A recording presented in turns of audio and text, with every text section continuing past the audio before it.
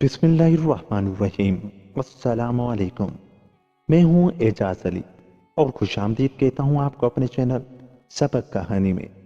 دوستو، آگے بڑھنے سے پہلے اگر آپ نے ابھی تک ہمارے چینل کو سبسکرائب نہیں کیا تو تھوڑی سی تکلیف کر کے ہمارے چینل کو سبسکرائب کر لیں۔ چلتے ہیں آج کی کہانی کی طرف۔ قاہرہ کا والی امیر شجاع الدین بیان کرتا ہے کہ ہم نے ایک رات سعید مصر میں ایک شخص کے ساتھ گزاری۔ اس نے ہماری دعوت کی اور ہمارا بہت احترام کیا۔ یہ شخص گندم گو گیا بلکہ خاصا سیاہ فام اور بوڑھا تھا، مگر اس کے چھوٹے چھوٹے بچے گورے اور سرخی مائل تھے۔ ہم نے پوچھا یہ کیا بات ہے کہ تیرے بچے گورے ہیں اور تو سیاہ؟ اس نے جواب دیا کہ ان کی ماں فرنگن ہے اور یہ عجیب و غریب قصہ ہے۔ ہم نے کہا کہ کیا تو ہمیں یہ قصہ بتا سکتا ہے؟ اس نے جواب دیا ہاں، سنو، میں نے ایک بار اس شہر میں سن کی کھیتی کی۔ جب وہ تیار ہو گئی تو اسے کاٹا اور بنایا۔ اس میں میرے 500 دینار صرف ہوئے، لیکن جب میں اسے بیچنے لگا تو اس سے زیادہ دام کسی نے نہ لگائے۔ لوگوں نے مجھے مشورہ دیا کہ میں اسے عکا لے جاؤں، وہاں مجھے فائدہ ہوگا۔ اس وقت عکا فرنگیوں کے ہاتھ میں تھا۔ میں سن لے کر عکا گیا اور اس میں سے تھوڑا سا 6 مہینے کی میعاد پر بیچا۔ اسی اثنا میں ایک فرنگن میرے پاس سن خریدنے آئی۔ فرنگیوں کا دستور ہے کہ بازار میں بے نقاب پھرتی ہیں۔ اس کا حسن دیکھ کر میں دنگ رہ گیا۔ اس کے ہاتھ میں نے کچھ مال ادھار بیچا اور وہ لے کر چل دی۔ تھوڑے دنوں کے بعد وہ پھر میرے پاس آئی۔ پھر میں نے اس کے ہاتھ ادھار بیچا، لیکن پہلے سے بھی زیادہ مدت کے لیے۔ اب وہ بار بار آنے لگی اور تاڑ گئی کہ میں اسے چاہتا ہوں۔ وہ ہمیشہ ایک بڑھیا کے ساتھ آیا کرتی تھی۔ میں نے بڑھیا سے کہا کہ میں اس کی محبت میں گرفتار ہو گیا ہوں، کیا تو کسی ترکیب سے میرا وصال اس کے ساتھ کرا سکتی ہے؟ اس نے جواب دیا میں ترکیب تو نکال سکتی ہوں، لیکن یہ بھید ہم تینوں سے باہر نہ جانے پائے۔ علاوہ اس کے تجھے کچھ دام بھی خرچ کرنے پڑیں گے۔ میں نے کہا اگر مجھے اپنی جان بھی دینی پڑ جائے تو کم ہے۔ اب یہ فیصلہ ہوا کہ وہ بڑھیا کو 50 دینار دے دے اور لڑکی اس کے پاس آئے۔ میں نے اسے 50 دینار دے دیے۔ جب بڑھیا نے دینار لے لیے تو کہنے لگی کہ آج رات کو وہ تیرے ہاں آئے گی، اس کے لیے کوئی جگہ اپنے گھر میں آراستہ کر رکھی ہو۔ اس شخص کا بیان ہے کہ میں نے جا کر اپنی حیثیت کے مطابق کھانا پینا اور موم بتیاں تیار کی۔ میرا مکان سمندر کے کنارے تھا اور زمانہ گرمیوں کا، اس لیے میں نے چھت پر فرش بچھایا۔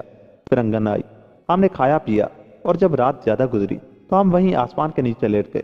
چاند ہمارے اوپر چمک رہا تھا اور سمندر میں تاروں کے عکس ہمیں دکھائی دے رہے تھے۔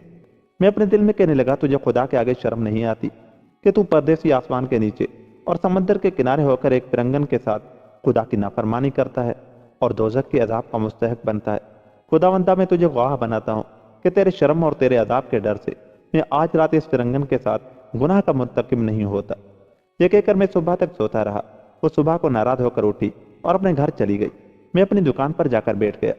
اتنے میں وہ اور بڑھیا دونوں میرے پاس سے گزری۔ وہ تیش میں بھری ہوئی تھی اور اس کا چہرہ چاند کی طرح چمک رہا تھا۔ اسے دیکھ کر میں بے حال ہو گیا اور اپنے دل میں کہنے لگا تو ایسا کہاں کا آیا جو اس لڑکی سے کنارہ کشی کرتا ہے؟ کیا تو سری سکتی ہے یا بشر حافی یا جنید بغدادی یا فضیل بن عیاد؟ یہ کہہ کر میں بڑھیا کے پاس گیا اور کہا اسے دوبارہ میرے ہاں لا۔ بڑھیا بولی کہ مسیح کی قسم میں 100 دینار سے کم اسے نہ لاؤں گی۔ میں نے اسے 100 دینار دے دیے اور وہ اسے پھر لے آئی، لیکن جب وہ میرے پاس آئی تو میں پھر وہی سوچ کر گناہ سے بعد آیا اور اسے خدا کے ڈر سے چھوڑ دیا۔ صبح کو حسب معمول میں پھر اپنی دکان پر جا بیٹھا ہی تھا کہ وہ بڑھیا تیوری چڑھائے میری دکان کے سامنے سے گزری۔ میں نے کہا اسے ایک دفعہ اور دیا۔ وہ بولی اب 500 دینار سے کم میں تو اس کی صورت تو نہیں دیکھ سکتا۔ یہ سن کر میں کانپ اٹھا اور پکا ارادہ کر لیا کہ سن کے تمام دام لے کر اپنی جان کے فدیے میں دے دوں گا۔ اتنے میں ایک منادی ڈھنڈورا پیٹتا ہوا آیا کہ اے مسلمانوں، جو وقتی صلح ہمارے اور تمہارے درمیان تھی ختم ہو گئی۔ اب جتنے تم میں سے یہاں باقی ہیں انہیں ہم 1 ہفتے کی مہلت دیتے ہیں تاکہ وہ اپنا کاروبار ختم کر کے اپنے اپنے ملکوں کو چلے جائیں۔ اس صورت میں اس لڑکی کا آنا جانا بھی معلوم اور میں اپنے سن کے دام لوگوں سے وصول کرنے لگا جسے میں نے ادھار بیچا تھا۔ جتنے دام وصول ہو سکے وصول کیے اور جو باقی رہ گئے ان کے بدلے دوسرا مال لے لیا۔ غرض کے عکا سے عمدہ مال لے کر چل دیا، مگر دل میں اسی فرنگن کی لو لگی رہی کیونکہ وہ میرے دل اور مال دونوں پر قبضہ کر چکی تھی۔ دمشق پہنچ کر سامان خوب مہنگا بیچا۔ صلح کے ختم ہو جانے کی وجہ سے وہ چیزیں بہت مہنگی ہو گئی تھیں۔ خدا نے مجھے بہت فائدہ دیا۔ اب میں نے ان کنیزوں کی تجارت شروع کر دی جو لڑائی میں پکڑی گئی تھی تاکہ اس فرنگن کی طرف سے مجھے تسکین ہو جائے، اور 3 سال تک اسی کام میں لگا رہا۔ اس کے بعد جو ماجرا ملک ناصر کو فرنگیوں کے ساتھ پیش آیا سب جانتے ہیں۔ خدا نے اسے ان پر فتح دیے اور اس نے उन तमाम बादशाहों को गिरफ्तार करके खुदा के हुक्म से समंदर के किनारे का तमाम मुल्क अपने कब्जे में कर लिया। इसी असना में ऐसा इत्तेफाक हुआ कि एक शख्स मलिक नासिर के लिए एक कनीज खरीदने मेरे पास आया।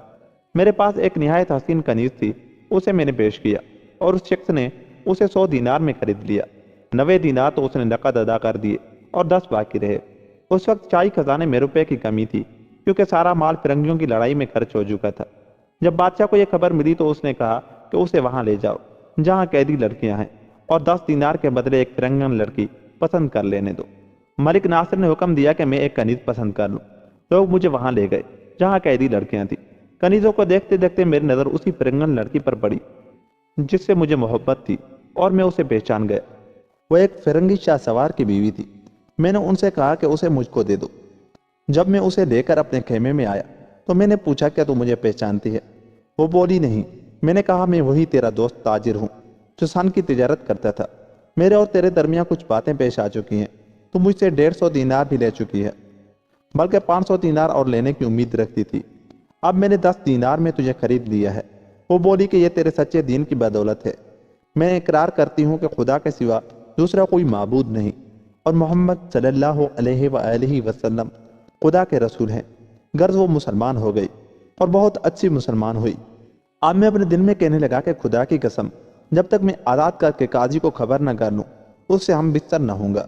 मैंने जाकर इब्ने शद्दाद से सारा माजरा बयान किया और उसने निकाह पढ़ा दिया। मैं उससे हम बिस्तर हुआ और वो हामला हो गई। उसके बाद लश्कर रवाना हो गया और हम लोग दिमिश्क चले गए। थोड़े ही दिनों के बाद दोनों तरफ से मुआहदा हो गया कि कैदी मर्दों और औरतों का तबादला कर लिया जाए। उस मुआहदे की रोह से तमाम कैदी मर्द और औरतें वापस दे दी गईं, सिवा उस औरत के जो मेरे पास थी। कोई बाकी न रहा। अब लोग कहने लगे कि फिलहाल शाह सवार की बीवी नहीं आई। उसके मुतालिक पूछ-गूछ और बड़ी जुस्तजू होने लगी। लोगों ने खबर दी कि वो मेरे पास है। उन्होंने उसे मुझसे मांगा। मैं उसके पास निहायत परेशान हालत में पहुंचा। मेरा रंग फक था। उसने पूछा कि तुझे क्या हुआ? मैंने कहा, बादशाह का फरस्तादा कैदियों को लेने आया है और तुझे भी मुझसे लेना चाहता है। वो बोली, घबरा नहीं, मुझे बादशाह के पास ले चल। मैं जानती हूँ कि उससे क्या कहना चाहिए। मिस्री का बयान है कि मैं उसे लेकर सुल्तान मलिक नासिर के पास गया। देखा कि फिरंगियों के बादशाह का एलची उसकी दाईं तरफ बैठा हुआ है। मैंने कहा, यही वो औरत है जो मेरे पास है। मलिक नासिर ने एलची के सामने उससे पूछा, तो अपने वतन जाना चाहती है या अपने शोहर के साथ रहना चाहती है? खुदा ने तुम सबको आज़ाद कर दिया है। औरत ने सुल्तान से कहा कि मैं मुसलमान हो चुकी हूँ और मेरा पेट देख के मैं हामला भी हूँ। अब मेरा वजूद फिरंगियों के लिए बेकार है। एलची ने कहा, कौन तुझे ज्यादा अजीज है, या मुसलमान या फिलहाल शाह सवार जो तेरा शोहर है? उसने वही जवाब दिया जो सुल्तान को दिया था। एलची ने अपने साथ वाले फिरंगियों से कहा कि तुमने सुन लिया कि ये क्या कहती है? उन्होंने कहा, हाँ। एलची ने मुझसे कहा कि तू अपनी बीवी को ले जा। मैं अभी चंद कदम गया हूँगा कि एलची ने मुझे वापस बुलवाया और कहा कि लड़की की माँ ने मेरे साथ उसके लिए एक अमानत ये कहकर भेजी है कि मेरी बेटी कैद में है, उसके पास पहनने को कपड़े नहीं। मैं चाहती हूँ कि तू उसे ये संदूक पहुँचा दे, लिहाजा ये संदूक भी लेता जा। मैंने संदूक ले लिया और घर पहुंचकर जब उसे खोला तो देखा कि उसके कपड़े उसी तरह रखे हैं जैसे वो छोड़ आई थी, और दोनों तोड़े भी, एक 50 और दूसरा 100 दीनार का, उसमें रखे हुए हैं, उसी तरह बंधे हुए हैं, उनमें कोई तगीर नहीं। मैंने खुदा का शुक्र अदा किया जो उसी के बच्चे हैं वो अभी जिंदा है। उसी ने यह खाना तुम्हारे लिए पकाया है।